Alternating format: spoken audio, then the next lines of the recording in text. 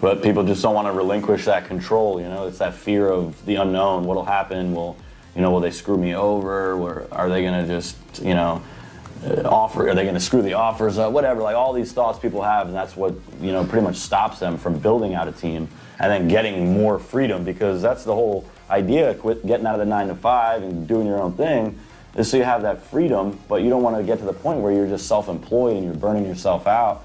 And what would you say would be like the first 2 hires for somebody who's, maybe they've done a handful of deals or a dozen deals or so, and they're working a 9 to 5 currently? What do you think is like the first or second hire that they need to be? I would think, if you've got a VA, that's great. I would think acquisitions would be like the first thing, like someone who can be like the sales manager and handle the following up, the calling, the comping, the making offers and all that side of things. Because that's what I experienced. That's what I had at one point. Was working with the VA, and I felt like the next step really that would have given me what I was looking for would have been to hire an acquisitions manager and like actually have a sales team or a sales manager to handle that side of things. Yep. Well, here's what I look at. It is most of the time, typically the first hire I usually look at is typically like an assistant / transaction coordinator. Okay, and here's the reason for that, is because we get caught up in all these little small things that are not going to move the needle in the business. Yep. And so we're doing all these little things that, we shouldn't be doing. And I see this all the time with people. But what happens is once you get that assistant / TC, and I tell people, if you can do it, I recommend a local assistant, because it frees you up so much. And I'm not just talking about business stuff too. I'm talking about them helping on a personal assistance type of stuff too. You'd be amazed, but what happens is a lot of people say, well, I don't think I have that much stuff.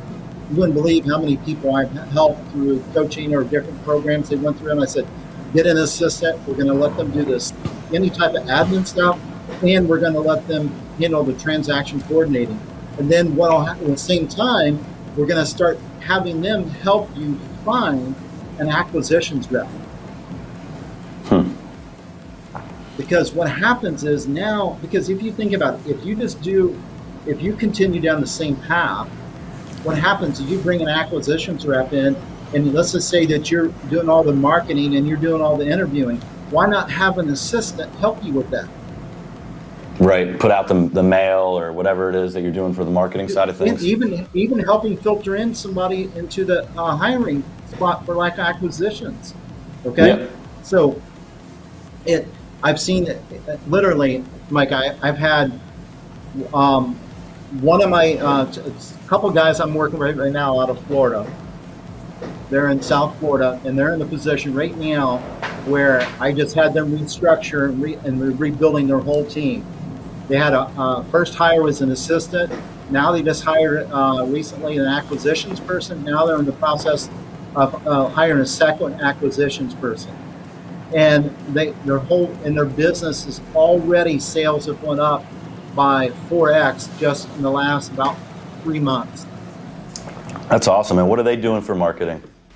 What are they doing for like lead gen? They do a little mixture of things. They do some direct mail and they do some pay-per-click as well. Nice. Very cool. So yeah. So I think first hire. And here's what I always tell everybody. I tell people because I was down to the point I had to restart all over again. And let's just say that I was down to $10,000 left over in my account. And that's all I had. And people say, what would you do? I would hire an assistant. Yeah, I mean, I can see how helpful that would be, because a lot of those little things, you need to do it. You're the one that has to do everything. You got to coordinate the marketing side of things, coordinate the hiring of the acquisitions manager. But if you had an assistant, you could do things so much faster, because you could literally just tell them what to do, what needs to be done regularly, weekly, daily, whatever. And then you can continue to give them more things and more things. And that's just how it is in any business.